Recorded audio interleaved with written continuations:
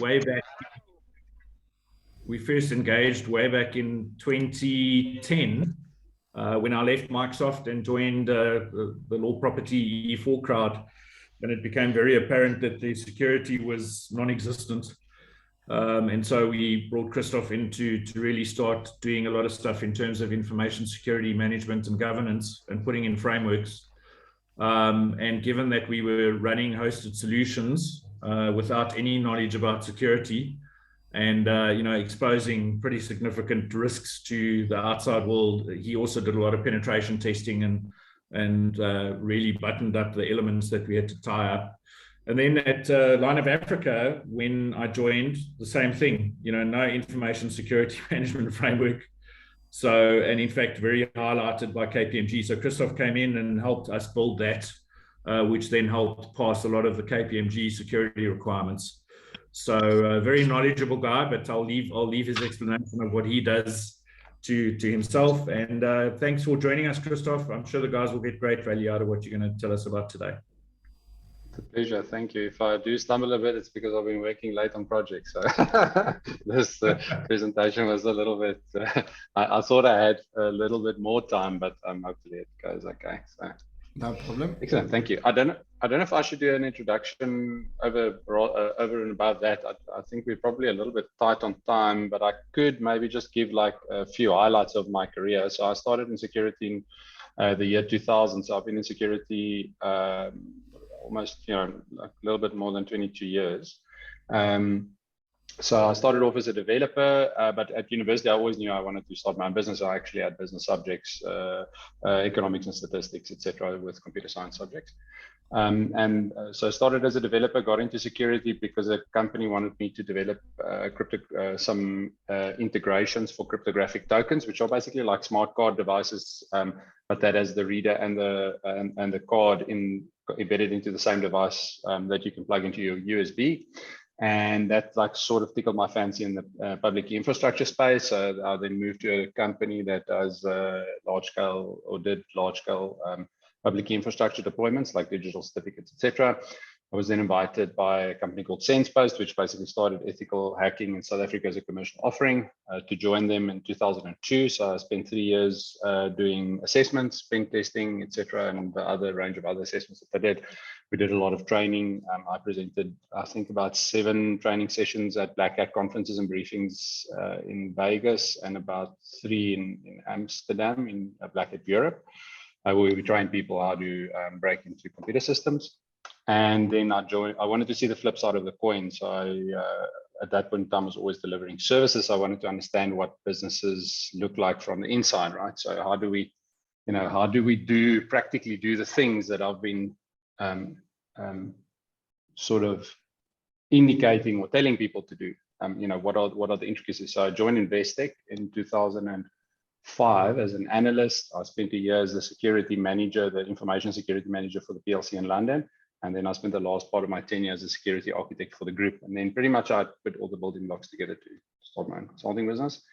And it's pretty much still healthy and going.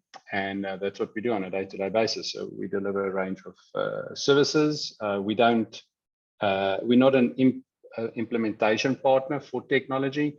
We're generally the advisory, security architecture, security testing, and verification partner for our clients. Meaning, let's say somebody wants to invest in new endpoint detection and response technology. They may get us to help them evaluate, build the business case, do the technical evaluation, do the lab. For example, we had a client about 4 years ago that wanted to invest in a next generation like antivirus, but which is called EDR, and obviously there are newer variants of that type of technology. But we basically assisted them, and we built roughly about 170 very specific technical tests to evaluate the shortlisted solutions with, and then we wrote them a recommendation in terms of both the technology and how that would fit in the business, what they've currently invested in. They're pretty big Microsoft shop. So at that point in time, what's quite interesting is we actually recommended that they go with Microsoft Defender for Endpoint, which is at that point in time called MDATP, at Microsoft Defender Advanced Threat Prevention. And it was very early days. And obviously now, if you look at where where Microsoft has gone with their technology, the client is extremely happy because they've made the right choice and the right investment for what they for where they were and where they wanted to go. And that's pretty much what we do. Cool. Christoff, would you mind trying to get your camera on again? Yeah. It might not look so pretty if I do the presentation. Do you prefer that it stays on whilst I'm doing the presentation? Yeah. Very cool if you can. No problem. That's great. Thanks. It is from the side. Sorry, I don't know the screen on where I'm looking. I don't know. Not a problem. Excellent. Okay. Perfect. So let's get started. So information security governance, these are like I've got 1 or 2 slides that are just positional, meaning they're just trying to introduce some of the basic concepts, but a lot of these things you've probably seen in some way or form.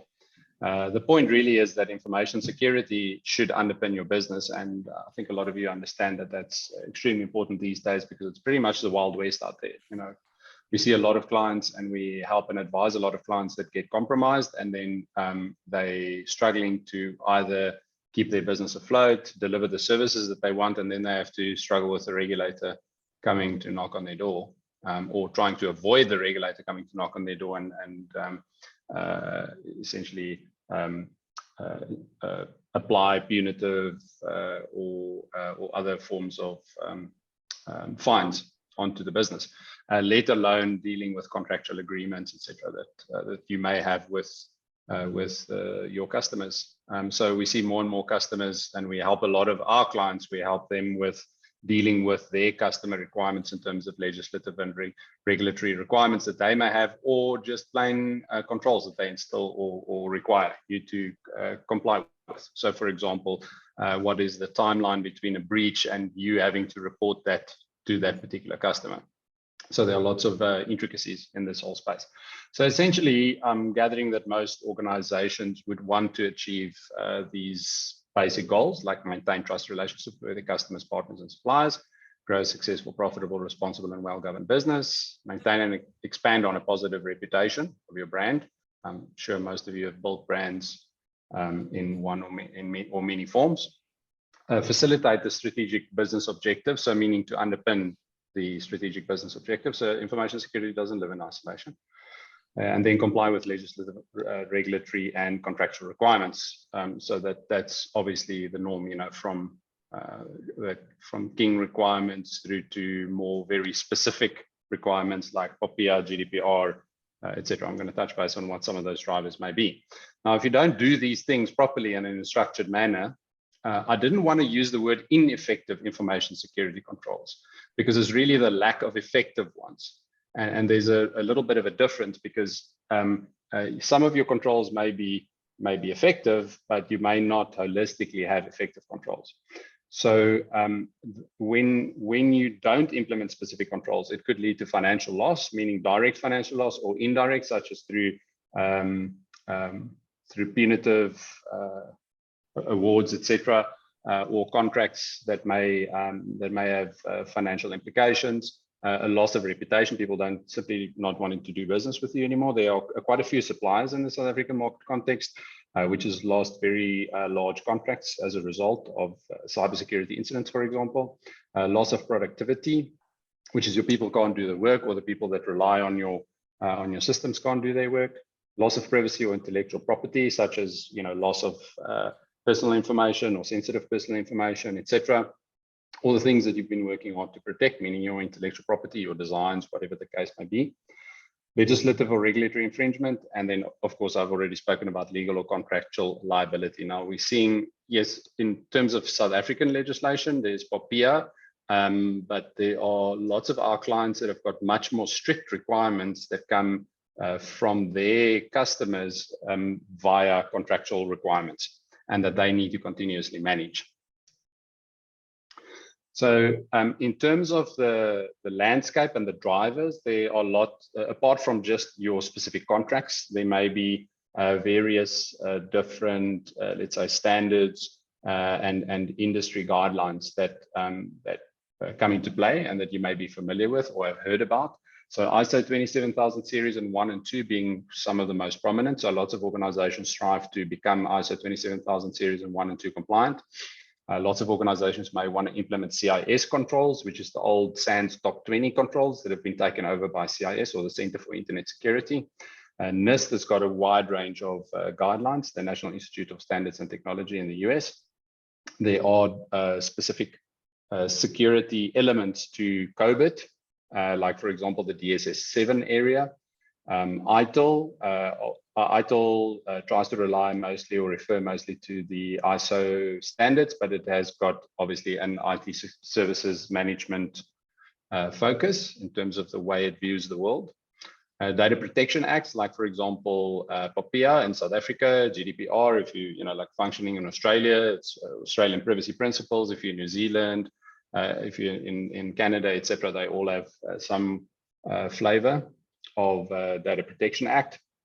And then if you're in the cardholder industry, if you're accepting or processing cardholder data, meaning credit card data, for example, you're governed by PCI DSS, which is the payment card industry data security standard. And that pretty much controls what tries to protect cardholder data in some way or form. Now, what's interesting about these is if you look at ISO, for example, these are very high level frameworks, whereas if you look at, for example, something like PCI DSS, it's very prescriptive. It is prescriptive to the sense that it says how, what type of technology must you have on the endpoint, how frequently it must be updated, how you must manage it, etc. Some of these other controls fall mostly, like in between those. Okay, so when we consider information security, there are quite a few things or themes or domains that we have to consider. So physical security is very often not directly included within the information security context, but there are definite touch points, such as, for example, your data security, data center security, or your computer equipment rooms, etc., that must be kept secure. So there may be some overlap there, but generally speaking, in many organizations, facilities management, that type of domain is responsible for physical security. Human security is, of course, the behavior of people. Like, do people open phishing mails regularly? Do they fall prey to it? Do they know what to watch out for? Do they keep their password safe, etc.? Network security, this is around firewalls, virtual private networks, wireless networks, etc. System security is about the systems that we build, like operating systems that then may run our databases, applications, etc., or just our laptops and desktops that we use on a day-to-day basis, whether it is for just doing normal administrative work, whether it's reading mail or collaborating, whether it is, and more importantly, to administer other systems, which means that those systems become more important and needs to remain secure at all times. Well, hopefully all of your systems are secure at all times, but it's very difficult. It's a continuous journey, and you need to continuously improve. As we start adopting cloud, meaning whether it's infrastructure as a service, platform as a service, or software as a service, or the other variants, there are other finer nuances, etc. There are lots of things that we need to do in the cloud context to keep secure. It's actually more onerous very often than just our on-prem systems. Yes, so there are many benefits in terms of cloud, elasticity, etc., etc. I mean, we can name them. But the point is that it becomes more complex, more abstract, and for that reason, we need to keep our wits and make sure that we do the right things in the cloud context. Application security, this is really about where I'm developing custom applications, or where I am writing code that generates other code. So, for example, in a DevOps environment, etc., there may be, for example, you may have lots of code that does automated testing, or whatever the case may be. We need to make sure that we develop those applications or those pieces of code securely. Then identity and access management. This is really about how do we make sure that only the right people have access, and that they access our systems, our cloud workloads, our applications in a secure manner. Communication security and cryptography. This is really about how when one machine talks to another machine, for example, over the internet, are they doing so securely? So, for example, am I using secure protocols to communicate, and am I using the appropriate cryptographic mechanisms in order to ensure that they are secure, like symmetric encryption, the right asymmetric encryption and methods, the right hashing algorithms, key exchange, etc. So there are a whole bunch of things that fall into this category. Then am I making sure that I understand what my threats are, and am I proactively managing my vulnerabilities? Meaning, firstly, you should start off with whether you know what your vulnerabilities are. So basic disciplines such as regular recurring vulnerability scanning, etc., making sure you're scanning the correct assets, and then managing the vulnerabilities identified through that activity would fall into this space. Supply chain security management, this is really about your suppliers. So outsourcing your security, or rather outsourcing a function, like for example, IT management, or a portion of IT management to a specific organization, doesn't mean that they're going to be secure. So you still own the risk. You need to make sure that you appropriately govern them, because you may equally be governed. So for example, you may have a customer that says these following security controls must be in place. You then have to ensure that those security controls are in place on the part of the service provider that's providing the service to you. Otherwise, you will be infringing on their contract. Or you may have another problem, such as, for example, you may have to deal with a regulator that comes knocking on your door because a machine that was used by one of the IT service provider staff is insecure because they served some porn, or they didn't have a proper endpoint detection and response solution on the machine, whatever the case. Incident identification and response. So this really asks the question, do we have the right components in place in order to allow us to identify when an incident occurs? And then do we have the right capability to respond? Now, very often the capability to respond starts with, can we organize ourselves quickly? And do we know what to do when an incident occurs? Right. So if we're running around like headless chickens, we're wasting time, and we're possibly allowing more of our environment, more of our business information, etc., to be compromised. So time is really of the essence when an incident does occur. And then lastly, are we capable of assessing our own risk, and then making sure that we can comply with what is required of us, whether it is legislative, regulatory, contractual, or just for making sure that we manage our own information security risk. Okay, so that's obviously a mouthful, and there are a lot of things to consider. Generally, that's then overlaid, or that fits somewhere into your way of governing yourself. So there are many ways in which to present this, but this is one example. So I see information security governance as a subset of information governance, which is a subset of business governance. So there's obviously different legs above this, but under the information governance framework, you probably have some things that you do in the IT space. You should have at the same level things that you do in the information security space and things that you do in information privacy space. So the information privacy and information security are very often, they overlap, because a lot of what the information privacy governance area requires is already satisfied by information security if done correctly.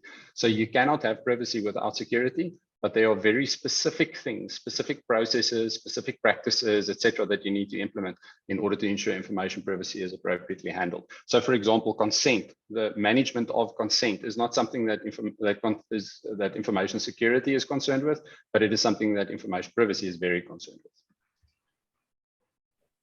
So how does that information security, of which components does the information security governance framework typically exist? Now, again, you can represent this in many ways. These are high-level representations.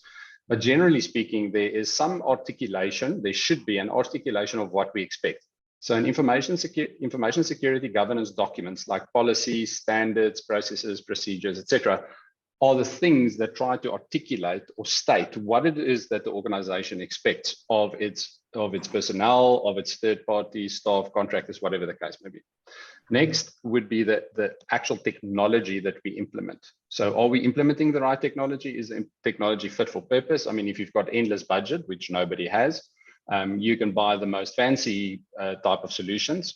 But however, that's not the reality most of the time. So we have to make do with limited budget, etc. So are we buying and investing in the right technologies? And then you can have all the documents, you can have all the technology. If you don't operate and run it properly, it's not going to be of much worth. So under these, as I've already stated, information security governance documentation, we typically find policies and standards. Policies define the what we should what we should do, and the standards define how we should do it. And similarly, processes are high-level activities with procedures being fine-grained steps on how to achieve a specific process activity or multiple process activities. If I don't create awareness around what my expectations are, if I don't train my staff, if I don't train, make sure that my service providers are trained, if I don't make sure that my developers are trained in secure coding, for example, these policies are basically just documents that sit in a cupboard and don't take on a living form and aren't necessarily of any help. Yes, they may tick an audit checkbox, but they may not necessarily help you at all from a practical perspective. In terms of information security architecture, I am somewhere right now. Do I understand where that is? And do I understand where I'm going in terms of my technology? And then very often we see that some of our clients struggle with what patterns are acceptable, what security patterns should be acceptable, and very often security patterns, how to implement a specific pattern is then underpinned by a specific standard. So for example, you may have a pattern for integration between, to your APIs. You may then have a standard to ensure that those APIs are secure, such as a web application security standard, right? And then lastly, security operations. So do people actually know what they're responsible for? Are you measuring what they are responsible for? And are they actually doing what they're responsible for? Right, so this is very important. It's very important to ensure that you have very clear articulation of what you expect of people. So you can't really expect someone to look after security if they're not formally designated to look after it, and if they don't have an understanding what they need to do, meaning what is the scope or the gamut of that particular responsibility. Okay, so one of the questions and that I get asked quite a lot is, do we align with a specific standard? So do we say CIS is our standard? So yes, there are lots of organizations that say yes, CIS is, we're pinning ourselves against CIS, and then but at the same token, many of those organizations may have 2 or 3 years ago said, well, no, we're selecting ISO 27000 series. So jumping around between these standards is not necessarily the right way to go about it. So in my opinion, and from my experience, we've always been advocating that you use universal principles in order to drive your own governance system, meaning what makes most sense. So yes, standardization is good because there's commonly agreed principles, people work together, you're not redesigning the wheel. There's industry scrutiny, meaning lots of people are looking at it. There's an existing body of knowledge. So I'm not against using specific standards, but ultimately those standards need to boil down to something that makes sense to you within your organization. So that generally means taking the principles out of those standards and making sure that you've got a clear understanding of what they are. So you should be adopting the universal principles and practices that come out of these standards and then drive that into your organization, meaning in a way that makes sense to you. Okay, so that's also by extracting the universal principles, you also are going to have a lot more longevity rather than using a specific standard today and then using another standard tomorrow. So using different standards, they've got different nomenclature, meaning different verbiage that they utilize. So for example, if you look at ISO 27000 series and 1, it uses something called systems development, maintenance, and acquisition. Now, I disagree with the lumping together of these two things because the one is about systems, meaning off-the-shelf stuff that you buy. And the discipline for implementing off-the-shelf software, such as operating systems, database software, web servers, etc., is generally, it's looked after by system administrators, and there are different things that you do in the implementation thereof, meaning you've got security hardening standards, hopefully you implement them, you apply patches, etc.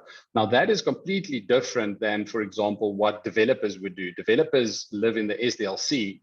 They don't buy they sometimes use off-the-shelf components, but they put those components together by writing code or generating some code. And it's a completely different discipline. So I don't agree with the lumping of these two together.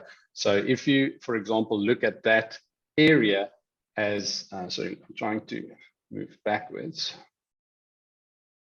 If you look at that area in ISO, what ISO described, I see it actually as this.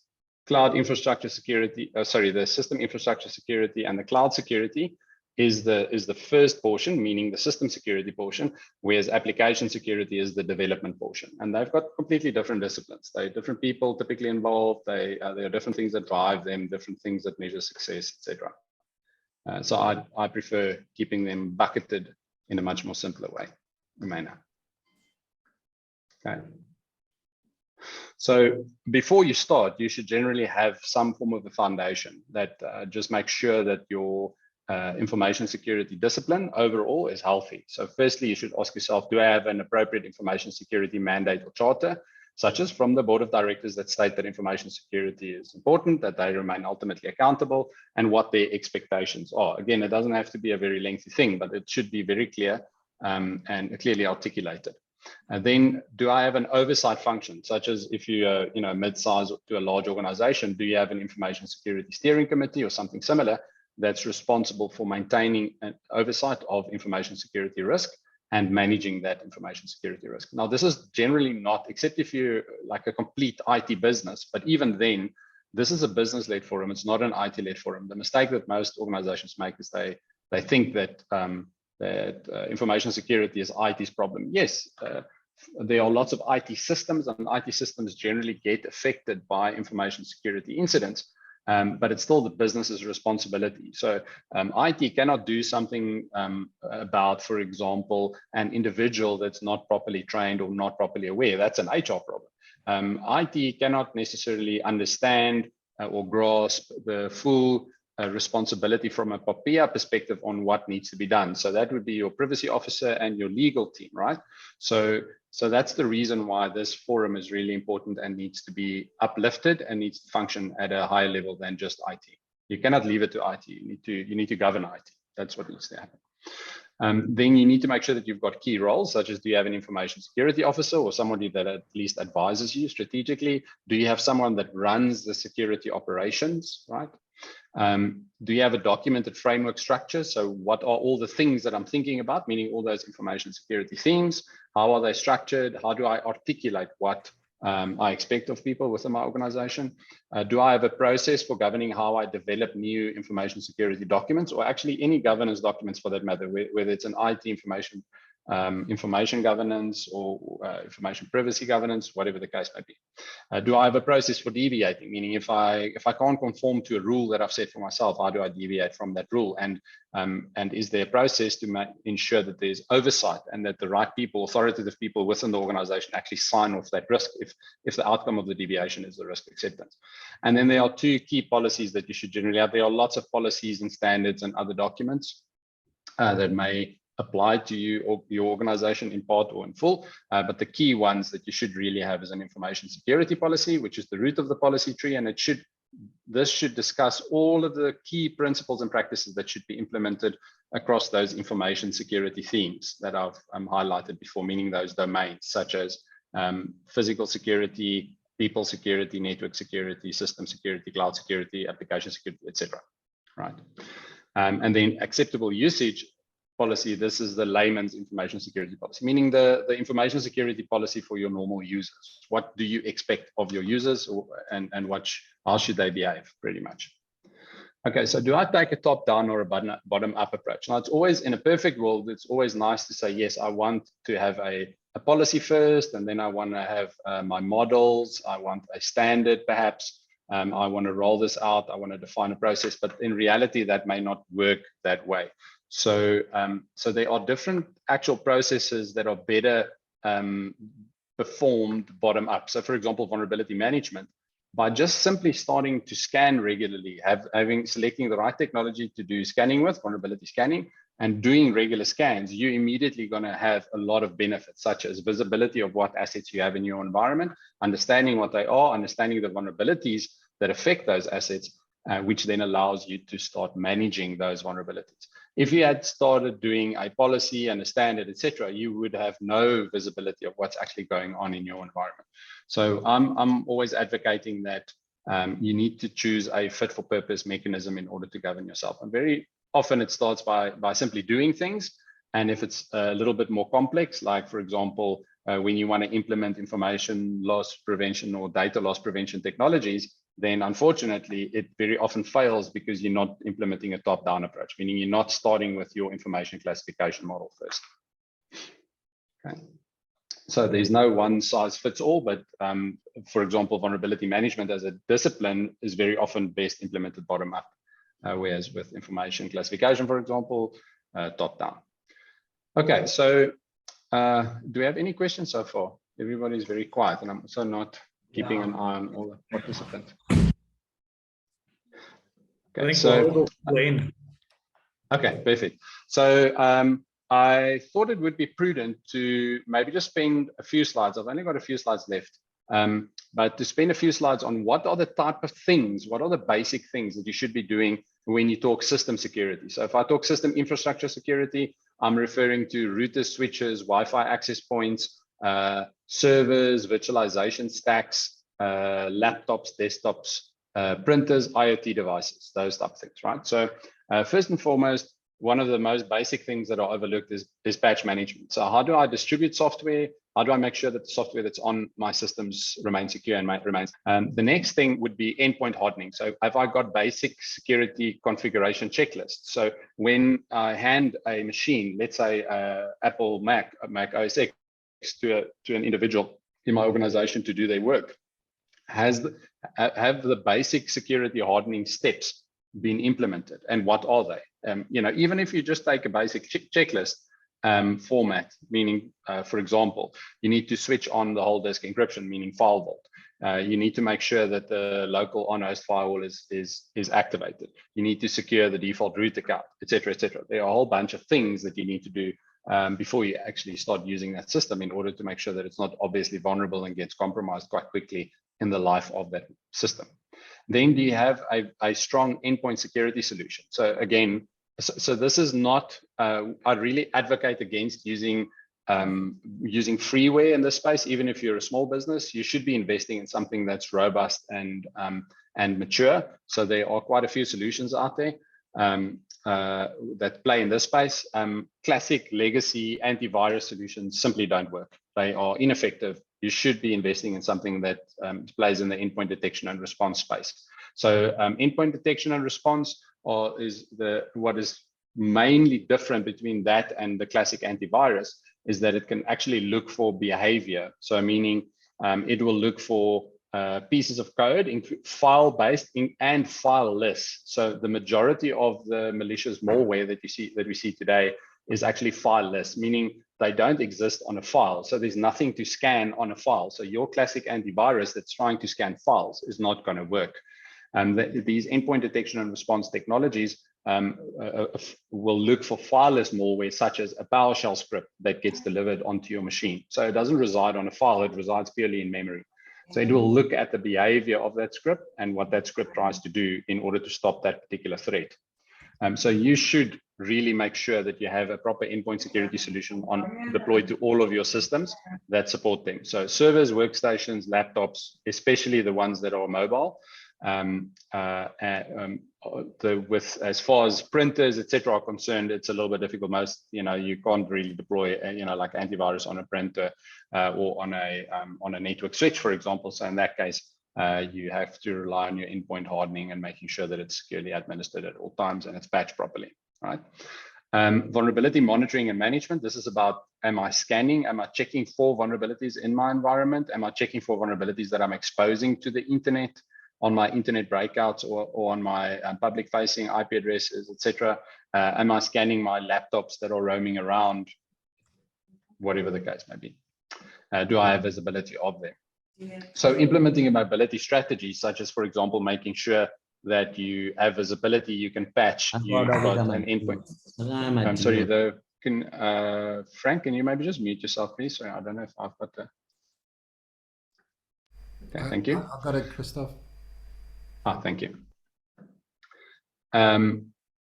So you do find solutions. So even if you're a small shop, meaning you've got like a few individuals that work for you, there are endpoint security solutions that allow you to do many of these things, including allowing you to manage and administer patches.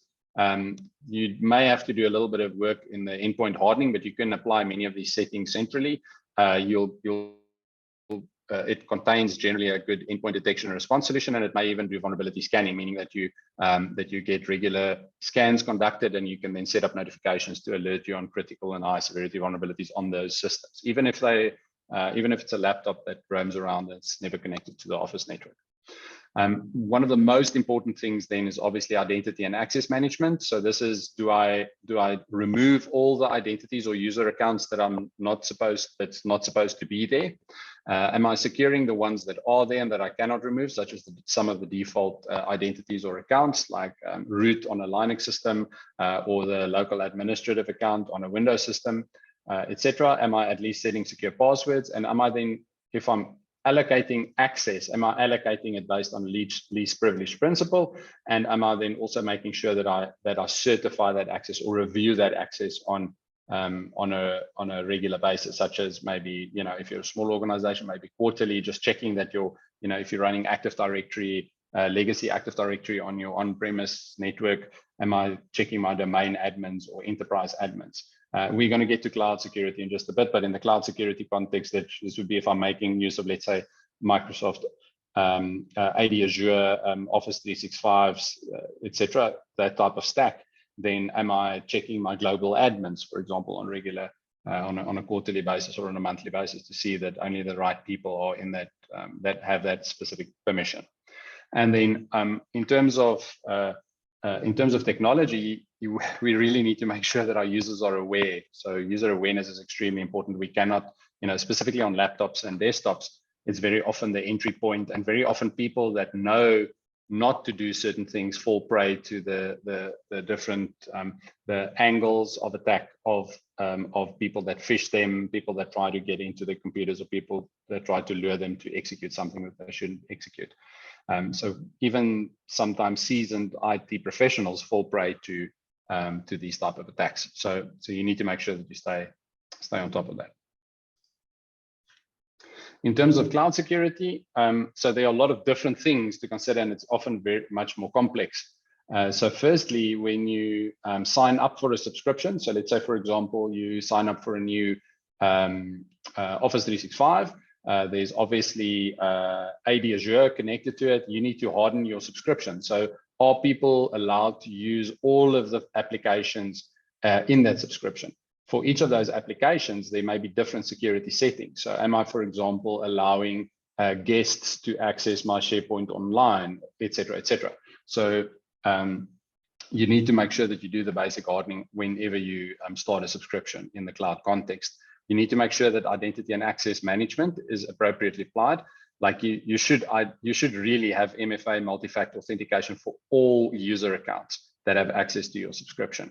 You should implement least privilege. You should do regular access reviews and certification, and you should really monitor and make sure that whenever new user accounts are added or new permissions are granted, you get notified, or someone gets notified that can then take action if it was unauthorized or unsanctioned. You need to apply system security basics to virtual machines. So all of these aspects in the previous slide, these things up to just before user awareness, all of these things also apply if you're spinning up virtual machines, for example, like in an infrastructure as a service. So if you're building a virtual machine in Azure, you need to make sure that that virtual machine is appropriately up to date, it's appropriately hardened, it's got an endpoint security solution installed, etc. In terms of cloud security, infrastructure as a service, as well as, for example, software as a service and platform as a service, you need to make sure that you reduce your attack surface. So very often, if you spin up an object like a storage account, the question is, where is it accessible from? Is it accessible to the entire internet, or have you restricted access to it from specific source IP addresses, for example? Or in a more advanced world, maybe you require users to be able to access your cloud workloads from anywhere, but have you then implemented conditional access, such as, for example, are you requiring multi-factor authentication if a user is accessing a storage account, or are you making sure that they're connecting from a trusted device, right? Such as based on machine identity authentication. Then you also need to make sure that you use appropriately secure communication protocols, where these protocols are under your control, meaning where you can control them. So for example, if you're spinning up a VPN gateway within your cloud tenant, are you making use of a secure VPN protocol, such as, for example, IPsec based on Internet Key Exchange v2, or if you're using SSL VPN, are you making sure that the appropriate security configurations are there and that you're using a trusted digital certificate on that VPN gateway. So even though it's easy to spin these things up, you now need to take the time in order to secure them properly. And then very often, if we're going up the stack where there's more and more things like platform as a service or even platform as a service components, those components we're not under control of the operating system. So we don't have security logs, etc., from the operating system. So we may often have to implement additional technologies in order to assist us to monitor what's going on in that environment. So for example, if I'm deploying web applications, let's say based on Lambda functions that live in AWS, I need to preferably have a web application firewall in front of that application stack in order to make sure that I can monitor who's attacking me and who's sending what type of requests to my application.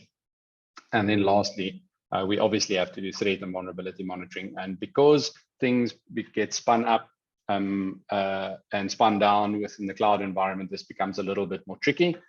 So inventory management, making sure that my vulnerability scanning and my attack surface scanning that I'm conducting is focusing on the right places is extremely important. Okay, so I've got 2 more slides. How are we doing for time? Let me see quickly.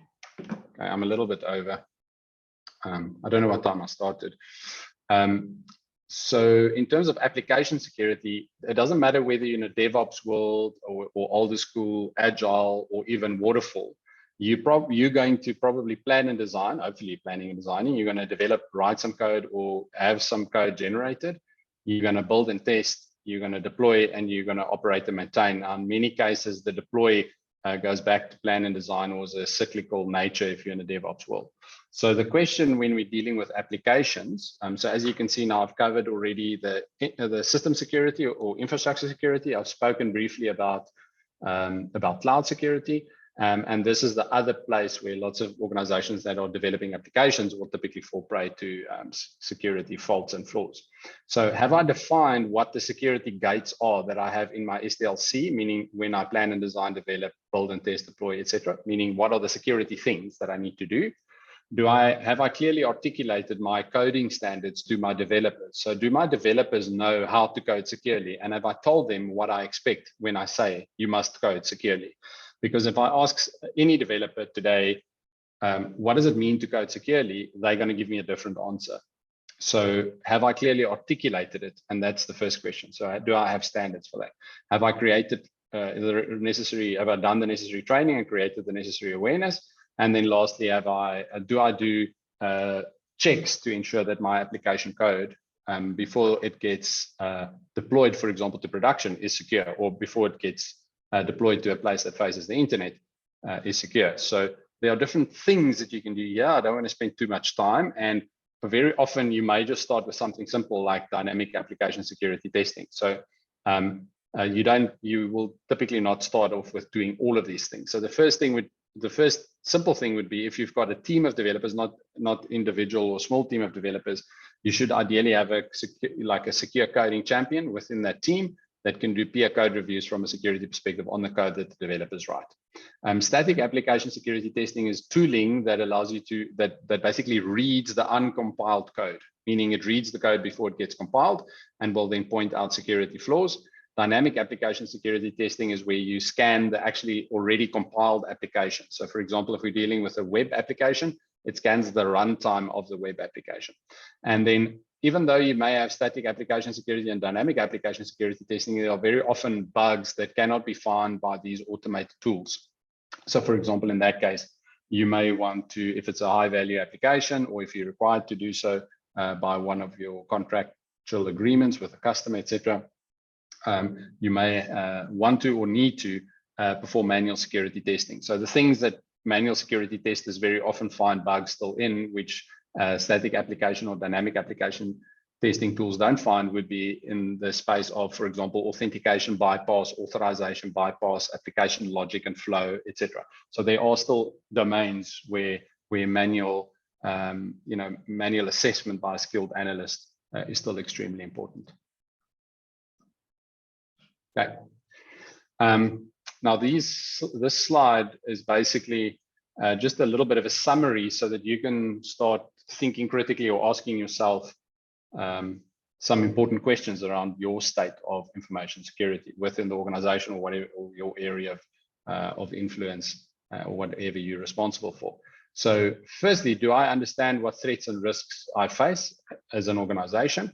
And am I able to adapt to it on a regular basis? Meaning, how do I make sure that I understand, for example, the assets that I have out there, the vulnerabilities, technical vulnerabilities, or even softer procedural vulnerabilities that may affect those assets, and the let's say the intercommunication between assets. Obviously assets include in this case, for example, your system infrastructure security, your cloud workloads, your applications, etc., and up to your information that you have. Do I have the right structure, team, plans, resources, technology, and capabilities in place in order to manage my security? Do I consistently execute my operational disciplines and then also measure, meaning do I measure and make sure that I've executed appropriately? Do we continue to monitor and analyze events for signs of compromise and violation? So meaning do I have the ability to detect where specific security incidents may occur? And then can I effectively respond when an incident occurs? Meaning, am I going to run around like a headless chicken, or do I have an appropriate, for example, communication mechanism? Have I got an assigned virtual team where everybody knows what they're responsible for? Have I started preemptively engaging with a forensic service provider if I may need to contact them or phone them? Like signing, for example, an NDA, making sure you're aware of their rights, etc., are basic things that you can do upfront before an information security incident occurs, so that when the incident occurs, you don't have to then try and engage with a company that needs to help you or assist you. Okay, any questions? That was a mouthful. Yeah, I've got some questions, Christoff. First of all, thank you for this presentation. I see it's very structured and it's very organized, as you have to be in this sort of environment. So first of all, just a few questions. It's a pity we haven't got so much time left, but are you guys security consultants? Would you come in and do an audit? That's my question number one, to a company and tell them their vulnerabilities. Number two, we use Panda Endpoint Security, so we have a manager panel and we resellers. We also qualified with Veeam as cloud implementers. I'd like to know your feedback on Panda's endpoint security and Veeam.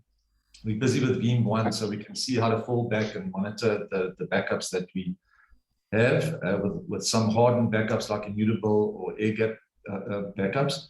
So I'd like to just know do you do consulting? Number two, what do you think of Panda? And number three, do you use Veeam at all? That's my question for you. Thank you. Okay. So yes, we definitely do consulting. That's like sort of our business, is to consult and help direct. We don't do implementation. So we help to steer organizations in the right direction. So to put all the building blocks together, understand where they need to go. And then we've got certain aspects of, for example, the vulnerability, like vulnerability scanning and like vulnerability monitoring as a service, as well as security testing. Now, we feel that those two are complementary because we don't get involved in the actual implementation. It's everything is around the structuring and the measurement of what that implementation looks like. So we try to stay out of the operational management of security technologies, such as managing your endpoint detection and response or antivirus, or managing your firewalls, or managing your network security components, or your DLP, etc., whatever the case might be.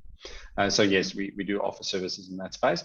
I don't think it would be fair for me to comment on Panda security in a larger forum. I'd rather have that as a separate discussion, if you don't mind. I do have some views on it. But I prefer if we can take that offline. I don't think it would be fair to do that here. In terms of Veeam, I mean, I don't have any major concerns. It's a widely used product, etc.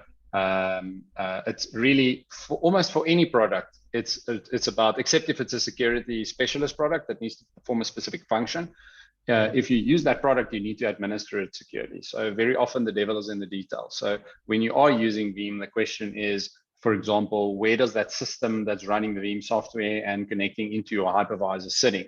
What communication protocols is it using, et cetera, et cetera. So that level of detail is where often it will go wrong. Yeah. So, Christoff, can I have But one more question? Sorry, Tony. Last question, then I'll Yes, stop. please. Should we all use a VPN, or sometimes is it automated, or what do you think of a VPN? Okay, what are you trying to access? No, I'm just saying, Are when you working trying- on the internet, are we to protect? Guys are Oh, saying yeah. VPNs, like the virtual private network, to make sure you're not having a man in the middle attack or something like that. Do you suggest we all look at our VPNs, or is it something that's automated and we shouldn't worry about it? No, it's definitely not automated. So it depends on what you're trying to access. So for example, resources that is cloud. Okay, so if you're accessing are you accessing like Office 365 as an example, or are you accessing virtual machines situated in Azure? Yes, virtual machines. Virtual machines in Azure. Yes, and the backups. Yes, VPN. Yeah. VPN, absolutely. VPN. Okay. Most people will just expose RDP or remote desktop protocol directly to the internet. It's the worst thing that you can do. It's the most attacked service on one of the most attacked services on the internet. Someone did a study, I think it was in 2021. They put a virtual machine with remote desktop honeypot on the internet. It was being attacked within the first 3 minutes of it being online. They saw something like in a 24-hour period, 90,000 attempted logins with different passwords, different usernames, obviously the common usernames like administrator, etc. So if you want to get compromised, that's a good way to do it. There are ways that you can secure remote desktop, but you have to work very hard at it. So there are like 6 specific settings that you have to do. And you have to make sure that you're not getting man in the middle, which means that you have to buy a certificate from a publicly trusted CA to install on the system in order to make sure that the client that's connecting can verify the identity of the server and you're not being man in the middle. So if you have a VPN, you can then provide that to a lot of systems behind the VPN, meaning having individual systems and trying to secure them individually is a lot more difficult than having a VPN gateway, which is an object that you could just spin up. And if you set it up correctly, then everything can go via the VPN. So in that case, yes. Yeah. All right. Any other questions, guys? No, I think from our side, I got to digest all of this. You've covered so much today. Thank you. Take it back to my team. And yeah, lots to do. Yeah. And just a comment. We putting some of our newer applications straight in the Azure cloud. But then you look at the cost of that, and Tony, as we found, you're paying a fortune for that. But at least in some regard, you're feeling like your security and everything's taken care of. But you have to manage it. You have to manage it like everything. If you have an operating system that sits, in your home network, or it sits at your office, you have to take care of it. If you are subscribing to Azure services, you have to take care of it. There are lots of settings like conditional access policies. You just like even just basic hardening of your Azure tenant. I mean, it normally takes me about 3 to 4 hours to whenever I spin up a subscription to just do the basics. That's not even the more advanced stuff. So there are things to do. But super, thanks for your time today. It was excellent. It's a pleasure. I'm definitely not advocating for going cloud versus staying on-prem. I'm just what I tried to highlight were the things that you have to think about between on-prem versus in the cloud, and when you develop, for example. Excellent. Okay. Any other questions, guys? We only got like 3 minutes left. Anyone has got?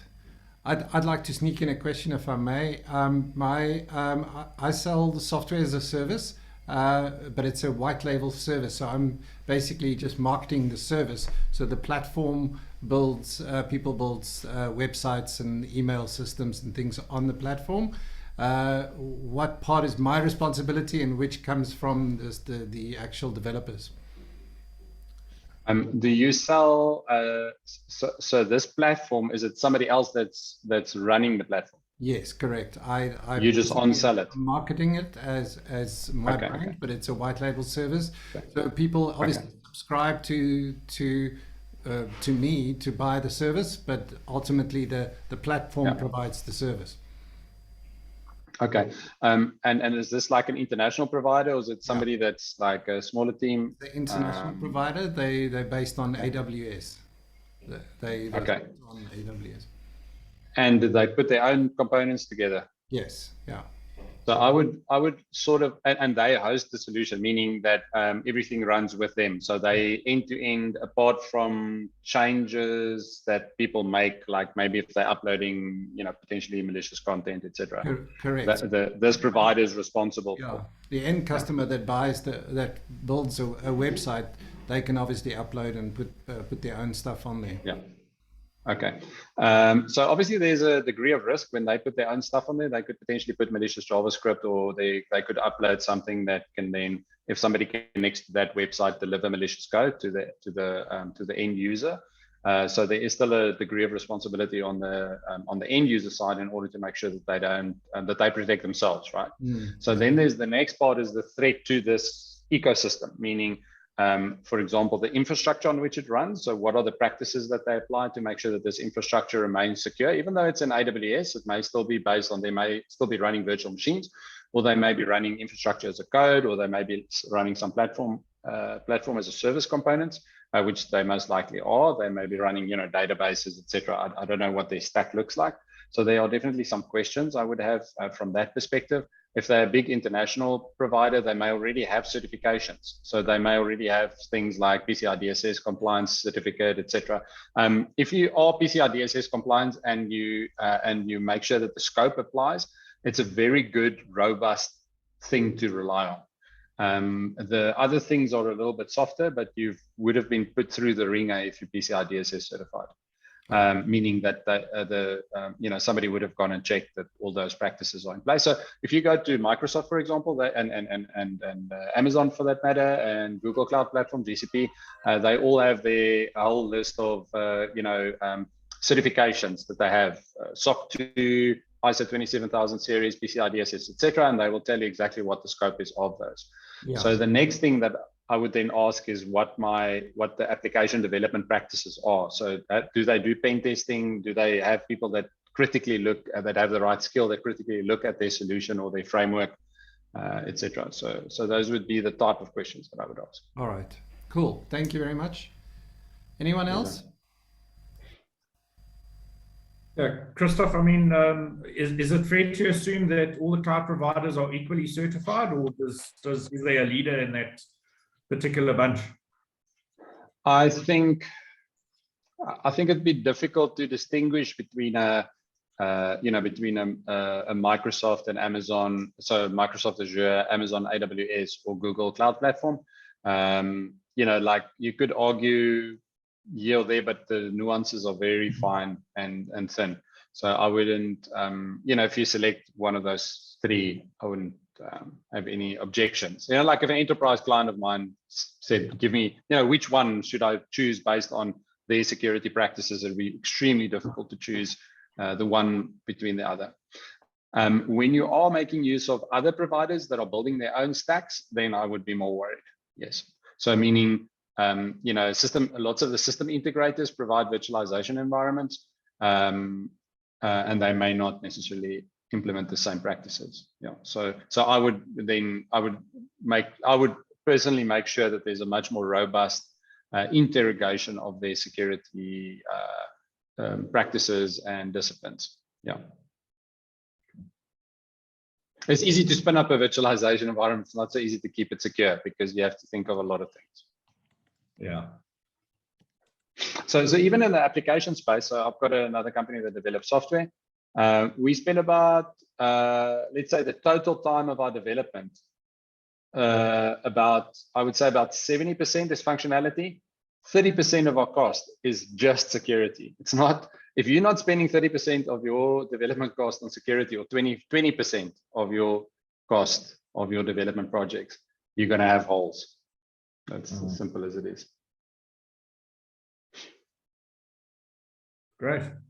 All right. Thanks. And unfortunately, these days it becomes more and more important, because if you miss, an attacker only has to find one, or we have to defend against everything. So. All right.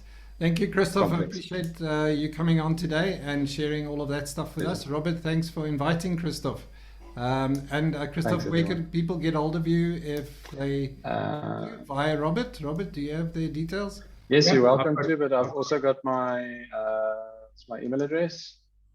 There you go. Drop it My into the website chat. looks a bit shocking. It's due for an upgrade. You know what do they say? The shoemaker problem. Yes. Yeah. If you need a website platform, let me know. I'm a bit paranoid. I know my security is good. It's just not the look and feel. Maybe you can test But thank you. mine. I'll definitely. Okay. Cool. Thanks. Thanks, everyone. Thanks, Christoff. Thanks, everybody. Thanks all. Bye bye. Thanks, everyone. Have a good weekend. Cheers. Cheers. Cheers. Bye. Bye.